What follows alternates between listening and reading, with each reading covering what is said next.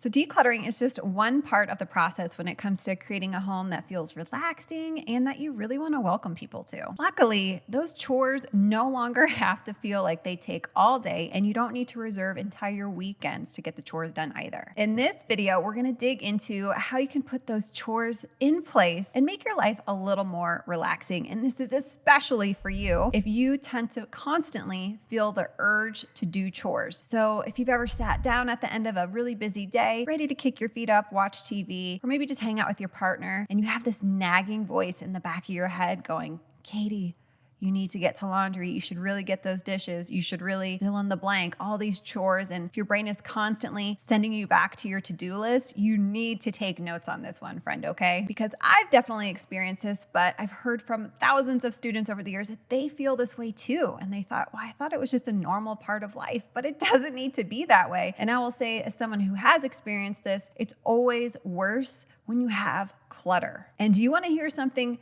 crazy? This blew my mind when I learned it. Did you know that a Harvard study showed that by eliminating clutter in the household, it would reduce housework by up to 40%?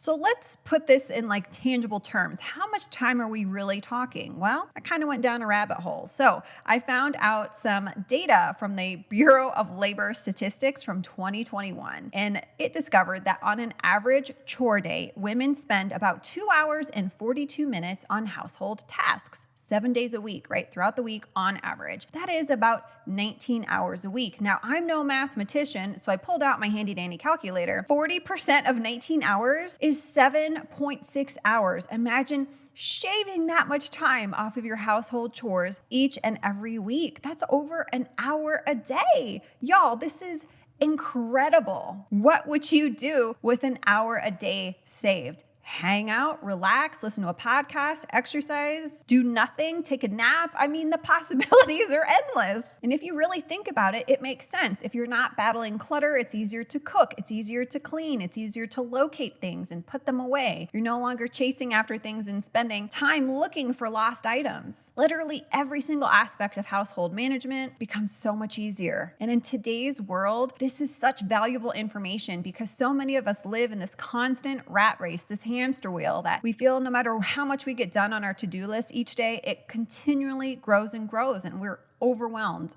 24/7. Now, this is a point where people go, okay, Katie, I get it. Decluttering is going to save me time in the long run, but I don't have time to do both. I either have to do my chores and clean up the kitchen and do all these things and laundry, or I declutter. Because if I declutter, I won't have time to do chores. The chores are going to build up. So guess what most people do in this situation? They don't do anything. But here is a life-changing hack. You don't have to do all or nothing or one or the other. And so you don't have to make these separate tasks that you need to schedule in your already overflowing schedule. You just dovetail it and attach it to a habit, cleaning up after yourselves and doing household chores that you've already have in place. So when you're putting clean clothes away, right, you're doing a chore and you open up your dresser to put your t-shirts away, maybe you open your dresser up a little bit more so you can reach in the back and you grab 5 to 10 shirts that have been shoved into the back of your dresser that you haven't worn in the last 6 months. I mean, do you really need 64 t-shirts? I don't think so. And guess how long that took for you to do? Literally less than 10 seconds, right? You're attaching it to a household chore. If you're putting clean dishes away, reach in the back of the cabinet, grab those chipped mugs, those excess travel mugs that you got for free at some event that you never use, and put them in your donation bin. If you're tidying up the entryway at the end of the night and putting shoes and backpacks and everything where it belongs, take 30 seconds or less and look for quick wins. What can you get rid of? Excess, duplicates, things that have been outgrown or outworn. Is that a word? Outworn? Outworn? Is that a word? I don't know. You get the idea. And every single time you get rid of one thing, a few things here and there, that's a vote for simplicity. It doesn't have to be two completely separate tasks. So remember that. Number 2, remember to put housework in perspective.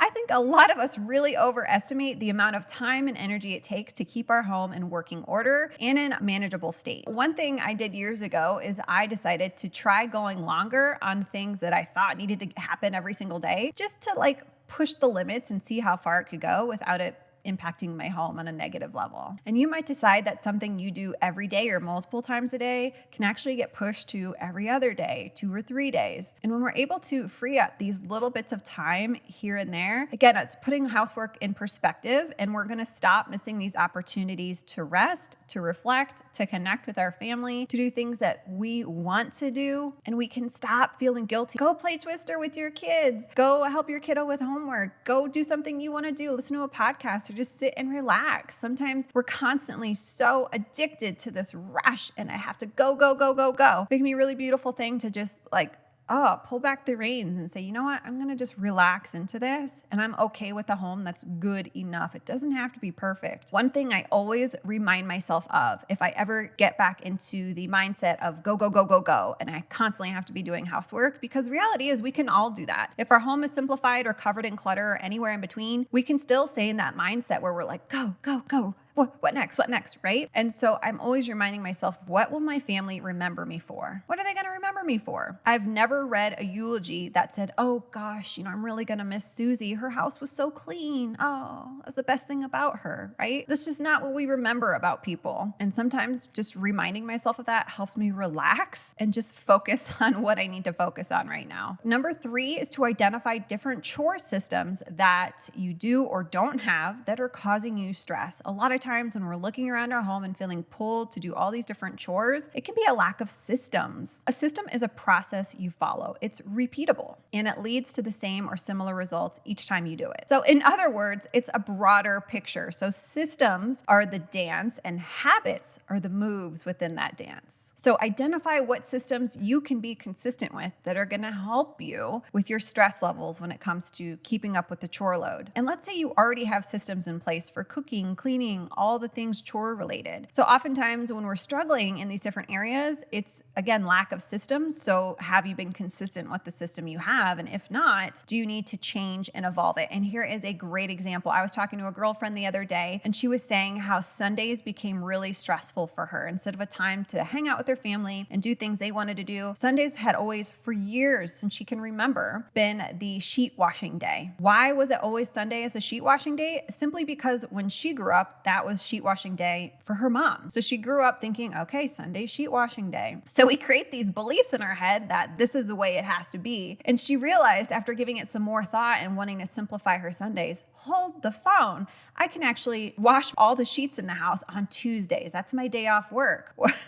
And she goes, Katie, it was the smallest change in system, but it literally gave me so much of my life back on Sundays. And so again, don't think it has to be this revolutionary system overhaul. Small tweaks or just re-implementation of systems that we once were good with and following consistently and just need to get back on track with can make a huge difference in our time and energy levels. If water bottles and homework and all the things are landing on your countertops every day, a system to solve that and to implement would be to start doing daily resets. This is where you spend dedicated time at least once a day, but in a common clutter and mess hotspot like kitchen counters and such. I really recommend it 2 or 3 times a day, especially if you work from home or have kids and other people at home with you throughout the day. You spend 5 minutes putting things away, typically after a meal, right? You're cleaning up after the meal anyway, so spend an extra few minutes, usually it takes less than 5, to put everything where it really should have been put to begin with. And that's going to prevent all this buildup and overwhelm and all this time and energy you're going to have to spend at the end of a really long day when you don't have the energy anymore. It's just going to be a breath of fresh air. A reset is something I swear by. You can do these in any spaces of your home, but start looking around your house and look for different mess hotspots and chore frustrations and just ask yourself, what system do I need to solve this? Step 3, practice maintenance habits. A habit is a repeatable action, and oftentimes it's something we do without even thinking about it. Habits and systems have an important thing in common in that they are both repeatable. And whether you're working on developing habits or these amazing systems that are going to help you simplify, you don't look at the far off end goal. You look at what are things that you can do each day that are going to help you get you there. So what habits and successful actions can you and your family start doing today that are going to move the needle and get you 1% better than you were yesterday? And not only with decluttering, but just with like chore and home management. Here are a few habits/mantras that I swear by. And And what I love about these and everything I really share with you here on YouTube is that you don't need to be perfect with any of it in order to see results. So even if you incorporate one or all of these 20%, 30%, 40, 50, 60% of the time, not 100% of the time, they're still going to pay off and save you time at the end of your days, at the end of your weeks. It's magical. Number one, always be carrying, aka ABC. So as you can imagine, it is exactly how it sounds. So I apply this mantra really when I'm spending time at home. Anytime I get up to leave my desk right here, I always look for something to pick up and to carry into another room and put back where it belongs, right? Anytime you are upstairs in your home and on your way downstairs, look for something you can pick up and carry, take downstairs and put back where it belongs. A few others I love is only handle it once, aka Ohio. So if you live in the state of Ohio or know someone who does, you should be real good with this one. This is one of my favorite acronyms. I've taught it to my kids and my husband. My kids were like 2, maybe 3 when they started to pick up on this idea to only handle it once, right? Typically when we are facing chores and doing resets and putting things away, we're handling things a second time. Otherwise they would have been put where it belongs the first time. That's the idea of Ohio. So when you're coming through your entryway, putting things immediately where they go instead of dumping everything on the kitchen table or a surface area. Again, that's best case scenario. You always have your resets as a system in place for plan B, but this is a great habit to just teach and model for you and everyone in your household. Number 3 is leave it how you want to come back to it, right? We don't just dump things on the counter thinking about coming back to it in the future. We think, I don't have time to put it away now, or I just don't feel like putting it away now. But if you go one step further to the future you in 5 minutes, coming back to the same spot, now having to handle it a second or third time, it makes you rethink about just dumping things everywhere. Leave it how you want to come back to it. I love that one. And number 4, when it comes to just putting chores in their place, is to get to the heart of it. So what do I mean by that? Well, interestingly enough, several months ago, I decided to have this conversation with my followers on Instagram. So I polled over 100,000 women and I got some incredible responses to why they said, hey, I'm constantly feeling pulled to do chores. And some of them were so eye-opening for me, but also for these women who shared why they thought that. One of them shared she had this pressure and constant pull to do housework because she realized that growing up, her mom always put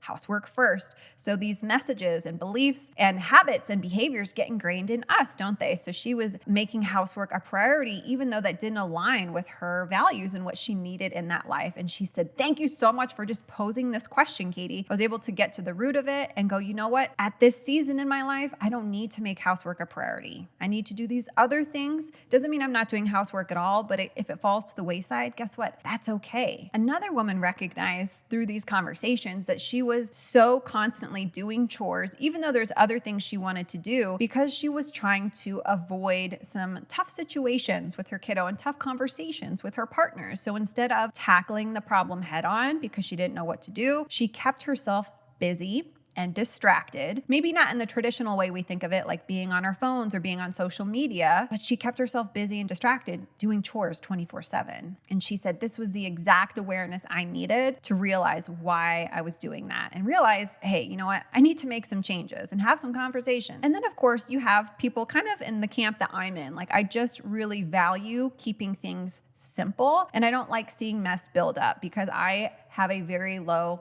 clutter threshold and mess threshold, meaning when I start to see messes and piles build, I can feel my stress levels building with it. And so even though it's a priority and I value knocking chores out and keeping them simple, it doesn't mean that my home is always tidy. I, and you too, need to discover this really, healthy balance. So I offer this because maybe some of you watching today need to find the healthier balance or harmony between your expectation for how your home looks and appears and like what you want to be putting your time and energy into every day. No matter what or why it is that you feel compelled or pulled to do chores 24/7, I would encourage you to revisit the role that chores have in your life. Things like delegating to family members, incorporating these systems and habits, and having these plan Bs in place, and maybe just learning to relax a little bit and lower the bar and expectation. And instead of striving for a home that's perfectly tidy 24/7, strive for a home that's easy to tidy. These are all little nuances we can do with our mindset or tactical strategies that are just really going to help. Chores don't have to be such a